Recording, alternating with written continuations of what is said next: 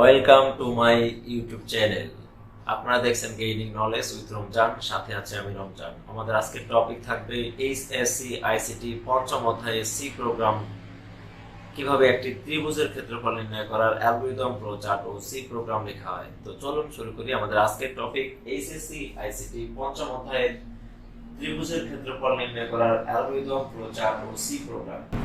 তো আমি এখানে পূর্বের থেকে সমাধান করে রেখেছি। জাস্ট আমরা এখন লক্ষ্য করব যে কিভাবে একটি ত্রিভুজের ক্ষেত্রফল নির্ণয় করার জন্য অ্যালগরিদম, ফ্লোচার্ট ও সি প্রোগ্রাম লেখা হয়। ত্রিভুজের ক্ষেত্রফল নির্ণয় করার অ্যালগরিদম, ফ্লোচার্ট, সি প্রোগ্রাম লেখো। A for algorithm, F for flowchart, C for C program. তো অ্যালগরিদম, ফ্লোচার্ট ও সি প্রোগ্রাম লেখো। আমরা সকলেই জানি যে পঞ্চম অধ্যায়ের প্রত্যেকটি কোশ্চেনের কিন্তু তিনটি করে উত্তর দিতে হবে। এক একটি কোশ্চেনের জন্য উত্তর হয়ে থাকে অ্যালগরিদম, ফ্লোচার্ট, সি প্রোগ্রাম। কোশ্চেনের যেই উত্তরটি চাওয়া হবে সেই উত্তরটি কিন্তু আমাদেরকে লিখতে হবে পরীক্ষার খাতায়। তো এমনও হতে পারে একটি কোশ্চেনের অ্যালগরিদম চাওয়া হতে পারে, অথবা ফ্লোচার্ট চাওয়া হতে পারে, অথবা সি প্রোগ্রাম চাওয়া হতে পারে। তো আমাদের কিন্তু প্রত্যেকটি কোশ্চেনের তিনটি করে উত্তর শিখতে হবে। একটি উত্তরের নাম হচ্ছে অ্যালগরিদম, আরেকটি হচ্ছে ফ্লোচার্ট, আরেকটি সি প্রোগ্রাম। তো প্রত্যেকটি কোশ্চেনের তিনটি করে উত্তর আমাদেরকে শিখতে হবে। আমরা আজকে শিখব ত্রিভুজের ক্ষেত্রফল নির্ণয় করার অ্যালগরিদম, ফ্লোচার্ট ও সি প্রোগ্রাম। প্রথমে আমরা অ্যালগরিদম নিয়ে আলোচনা করি। তো সর্বপ্রথম আমরা জানি যে অ্যালগরিদমের অ্যানসার করতে হয় ধাপে ধাপে, কোনো একটি সমস্যাকে সমাধান করতে হয় ধাপে ধাপে, আর এটি হচ্ছে আমাদের অ্যালগরিদম। তো আমরা প্রথমে লিখব অ্যালগরিদম। সাপোজ যদি পরীক্ষায় আসে ত্রিভুজের ক্ষেত্রফল নির্ণয় করার অ্যালগরিদম লিখো, তাহলে আমরা প্রথমে অ্যালগরিদম লিখে step 1, step 2, step 3, step 4, step 5 এভাবে কিন্তু আমরা স্টেপ অনুসারে প্রত্যেকটি অঙ্কের সমাধান আমরা এখানে করব। তো সর্বপ্রথম প্রথম স্টেপে লিখতে হবে, স্টেপ 1 এ লিখতে হবে স্টার্ট। প্রথমে লিখতে হবে স্টার্ট। এখানে আমরা প্রথম স্টেপে লিখব কি স্টার্ট। তো এই কথাটা আমি বলে দিচ্ছি, আমরা কিন্তু ইচ্ছা করলে বাংলা ভার্সনে এখানে লিখতে পারবো। যেমন প্রথমে আমরা লিখতে পারবো শুরু করি। তো যেহেতু সি প্রোগ্রামে কোনো বাংলা লেখা যাবে না, সেখানে ইংলিশ ভার্সনে লিখতে হয়, সেহেতু আমি ইংলিশ ভার্সনে অ্যালগরিদম, ফ্লোচার্ট এবং সি প্রোগ্রাম তিনটি স্টেপেই ইংলিশ ভার্সনে কিন্তু শেখাবো। আশা করি আমার সাথে লেগে থাকলে অবশ্যই আপনি তিনটি স্টেপ ইংলিশ ভার্সনে কিভাবে লিখতে হয় সে বিষয়ে স্পষ্ট ধারণা পাবেন। তো সর্বপ্রথম আমরা কোনো একটা অঙ্ক করার ক্ষেত্রে অবশ্যই প্রথম স্টেপে স্টার্ট লিখতে হবে। আমরা প্রথমে তাহলে কি লিখবো? স্টার্ট লিখবো। দেন আমরা এবার দ্বিতীয় স্টেপে লিখবো ইনপুট। আমাদের দ্বিতীয় স্টেপটার নাম হবে ইনপুট। এখন বিষয় হচ্ছে ইনপুটের মধ্যে আমি কাকে এখানে নিব, আমি কিভাবে বুঝবো ইনপুটের মধ্যে আমি এ নিব, বি নিব, সি নিব, নাকি বি নিব, এইচ নিব, কিভাবে বুঝবো আমি ইনপুটের মধ্যে কি নিব। তো আমি এই বিষয়টা যদি অ্যানসার দিতে চাই, তাহলে আমি বলবো যে আমাকে কোশ্চেনে কি নির্ণয় করতে বলা হয়েছে, আগে সেই কোশ্চেনটা আমাকে বুঝতে হবে। কোশ্চেনে বলা হয়েছে ত্রিভুজের ক্ষেত্রফল নির্ণয় করো। তাহলে আমরা কি জানি? ত্রিভুজের ক্ষেত্রফলের সূত্র কি জানি? আমরা জানি ত্রিভুজের ক্ষেত্রফল সমান সূত্র হচ্ছে হাফ গুণন ভূমি গুণন উচ্চতা। ত্রিভুজের ক্ষেত্রফল নির্ণয় করতে বলা হয়েছে, আর ত্রিভুজের ক্ষেত্রফল সমান সূত্র আমরা জানি কি? হাফ গুণন ভূমি গুণন উচ্চতা। তাহলে আমরা এই সি প্রোগ্রামে অ্যালগরিদমের উত্তর লেখার সময় আমরা যেটা কাজ করব, হাফ গুণন ভূমি গুণন উচ্চতা, ভূমিকে আমরা বি লিখব, উচ্চতাকে আমরা এখানে এইচ লিখব।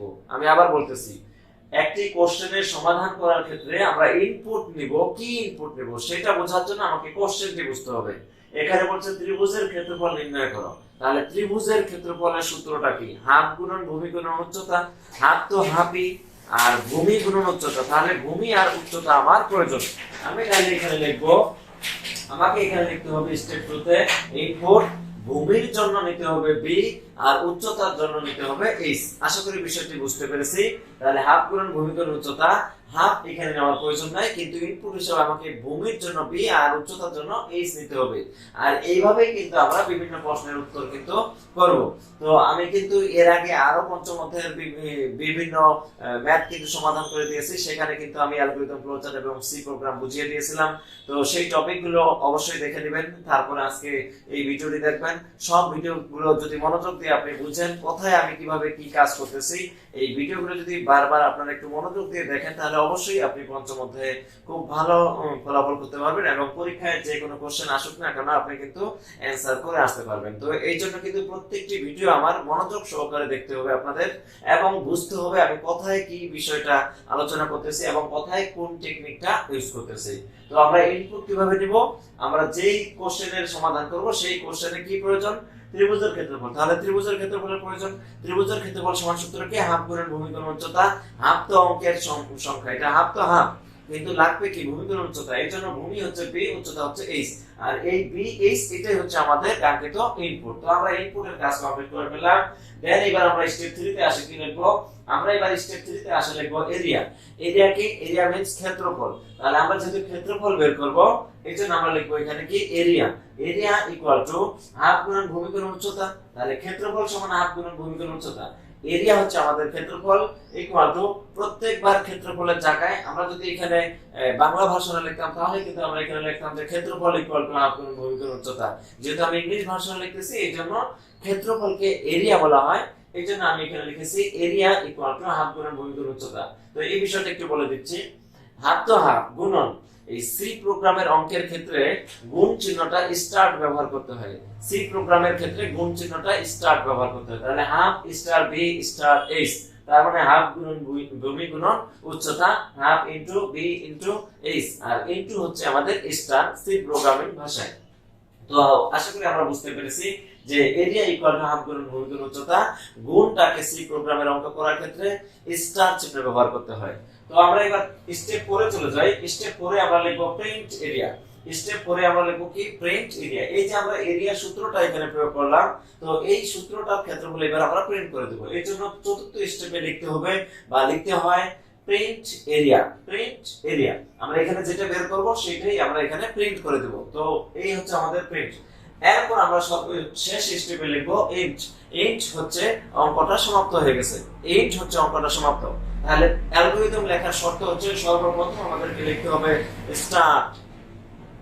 তাহলে অ্যালগরিদমের সমাধান করার ক্ষেত্রে সর্বপ্রথম স্টেপের নাম হচ্ছে স্টার্ট এবং সবশেষে স্টেপের নাম হচ্ছে কি ইন্ট। তাহলে শুরু করতে হয় এই জন্য শুরুতে লিখতে হয় স্টার্ট, শেষ করতে হয় অঙ্কটা এই জন্য সবশেষে লিখতে হয় ইন্ট।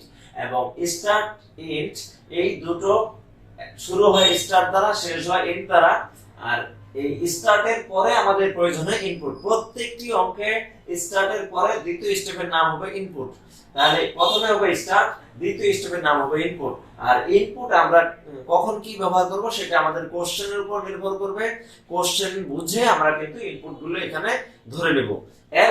তারপর আমরা যে কোশ্চেনটি সমাধান করতে বলা হয়েছে সেই কোশ্চেনের সূত্রটা কিন্তু আমরা স্টেপ 3 তে প্রয়োগ করব। যেমন ত্রিভুজের ক্ষেত্রফলের সূত্র প্রয়োগ করতে বলা হয়েছে, আমরা এখানে ত্রিভুজের ক্ষেত্রফলের সূত্রটি প্রয়োগ করেছি। এরপর স্টেপ 4 এ আমরা প্রিন্ট করে দেব যেটি আমাদের কাঙ্ক্ষিত উত্তর, মানে যেটা আমরা কাজ করতেছি কোশ্চেনে যেটি নির্ণয় করতে বলা হয়েছে সেটিকে আমরা এখানে প্রিন্ট করব। এবং সবশেষে এটা আশা করি আমরা অ্যালগরিদমটি বুঝতে পেরেছি। যদি অ্যালগরিদমটি বুঝে থাকি তাহলে আমরা এবার ফ্লোচার্ট বুঝবো।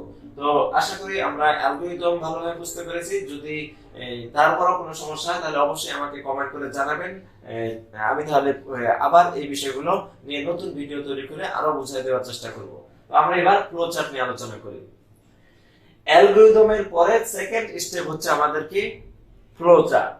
তাহলে যদি কেউ অ্যালগরিদম ভালো বুঝতে না পায় তাহলে কিন্তু সে ফ্লোচার্ট বুঝবে না, কারণ অ্যালগরিদম ছাড়া ফ্লোচার্ট সম্ভব নয়। ফ্লোচার্ট বুঝতে হলে আগে শর্ত হচ্ছে অ্যালগরিদম বুঝতে হবে, কেননা অ্যালগরিদম গুলোকেই ফ্লোচার্টের মধ্যে লিখতে হয়। জাস্ট ফ্লোচার্ট হচ্ছে একটি চিত্র। অ্যালগরিদমের উত্তরগুলোকে মানে অ্যালগরিদমকে চিত্রের আকারে প্রকাশ করাকেই এটাই হচ্ছে ফ্লোচার্ট। মানে এগুলোকে বলা হয় প্রবাহ চিত্র, অর্থাৎ এই চিত্রের মাধ্যমে যদি আমরা অ্যালগরিদম গুলোকে উপস্থাপন করি তাহলে সেটা হচ্ছে ফ্লোচার্ট। তাহলে আমরা লক্ষ্য করি এই যেটা অ্যালগরিদমের স্টেপ 1 স্টার্ট সেটিকে ফ্লোচার্টে ডিম্বাকৃতি চিত্রের মাধ্যমে উপস্থাপন করতে হবে। তাহলে ডিম্বাকৃতি চিত্রের মধ্যে একেবারে গোল দেওয়া যাবে না, ডিমের মতো আকার করে চিত্র দিতে হবে, এটাকে বলা হয় ডিম্বাকৃতি চিত্র। এই ডিম্বাকৃতি চিত্রের মধ্যে অবশ্যই প্রত্যেকটি অঙ্কে সি প্রোগ্রামের প্রত্যেকটি অঙ্কের স্টার্ট এই ফ্লোচার্টের মধ্যে এই ডিম্বাকৃতি চিত্রের মধ্যে দিতে হবে। দেন আমরা এবার এখানে একটা তীর চিহ্ন ব্যবহার করব, নিচের দিকে তীর চিহ্ন ব্যবহার করার পর এখানে আমরা সামান্তরিকের চিত্র অঙ্কন করব। কেননা ইনপুটের কাজগুলোকে সামান্তরিকের চিত্রের মাধ্যমে উপস্থাপন করতে হয়, যেগুলো ইনপুট সেগুলো সামান্তরিকের চিত্রের মাধ্যমে উপস্থাপন করতে হয়। দেন আমরা আরেকটা তীর চিহ্ন ব্যবহার করব। এইবার যেগুলো হচ্ছে আমাদের প্রক্রিয়াকরণ কাজ অর্থাৎ সূত্র প্রয়োগ করা হয় যে লাইনটাতে, এই লাইনগুলো আয়তক্ষেত্রের মধ্যে লিখতে হবে। তো আমরা এখানে সূত্র লিখেছি এরিয়া ইকুয়াল টু হাফ গুণন ভূমি গুণন উচ্চতা। তো এটা হচ্ছে আমাদের প্রক্রিয়াকরণ কাজ, এই কাজটাকে আমাদের আয়তক্ষেত্রের মধ্যে লিখতে হবে, অর্থাৎ মাঝখানে যে আমরা সূত্র প্রয়োগ করেছি সেই লাইনটাকে অলওয়েজ যে কোনো অঙ্কে আয়তক্ষেত্র চিত্রের মাধ্যমে উপস্থাপন করতে হবে। এবার হচ্ছে চতুর্থ স্টেপ, প্রিন্ট এরিয়া। আমরা যে ফলাফলটিকে প্রিন্ট করব অবশ্যই প্রিন্ট করার যে লাইনটি বের হবে সেই লাইনটি অবশ্যই সামান্তরিক চিত্রের মাধ্যমে উপস্থাপন করতে হবে। এবং শেষে হচ্ছে ইন্ট, এই ইন্ট কিন্তু আমাদের ডিম্বাকৃতি চিত্রের মাধ্যমে উপস্থাপন করতে হবে। তাহলে আমরা খুব সহজেই বুঝতে পারলাম যে অ্যালগরিদমের যেটা স্টার্ট এবং ইন্ট, এই দুটোকে ফ্লোচার্টে ডিম্বাকৃতি চিত্রের মাধ্যমে উপস্থাপন করতে হবে। এবং অ্যালগরিদমের যেটি ইনপুট এবং যেটি প্রিন্ট, ইনপুট এবং প্রিন্ট এই দুটোকে কিন্তু সামান্তরিক চিত্রের মাধ্যমে উপস্থাপন করতে হবে। তো এবং মাঝখানে যেটি আমাদের সূত্র প্রক্রিয়াকরণ কাজ হবে, এই প্রক্রিয়াকরণ কাজটি কিন্তু আমাদেরকে আয়তক্ষেত্রের চিত্রে উপস্থাপন করতে হবে। তাহলে প্রক্রিয়াকরণ কাজকে আয়তক্ষেত্র চিত্রের মাধ্যমে উপস্থাপন করতে হবে, ইনপুট এবং প্রিন্ট এই দুটোকে সামান্তরিক চিত্রের মাধ্যমে উপস্থাপন করতে হবে, শুরু এবং শেষ এই দুটোকে ডিম্বাকৃতি চিত্রের মাধ্যমে উপস্থাপন করতে হবে প্রত্যেকটি অঙ্কে। তো আমি এখানে ত্রিভুজের ক্ষেত্রফল লিখেছি, এখানে হতে পারে অন্য কোনো সূত্র, যেই অঙ্কটি করি না কেন সেটা অ্যালগরিদম আগে লিখতে হবে এবং সেই অ্যালগরিদম গুলোকেই ফ্লোচার্টের মাধ্যমে লিখতে হবে। তবে খেয়াল রাখতে হবে শুরু এবং শেষ এই দুটো চিত্র হবে ডিম্বাকৃতি, ইনপুট এবং প্রিন্ট এই দুটো হবে সামান্তরিক এবং মাঝখানের চিত্রটি হবে আয়তক্ষেত্র। তো আশা করি আমরা আমাদের আজকের টপিক থেকে বুঝতে পারলাম যে কিভাবে একটি কোশ্চেনের অ্যালগরিদম এবং ফ্লোচার্ট নিয়ে আলোচনা করতে হয়।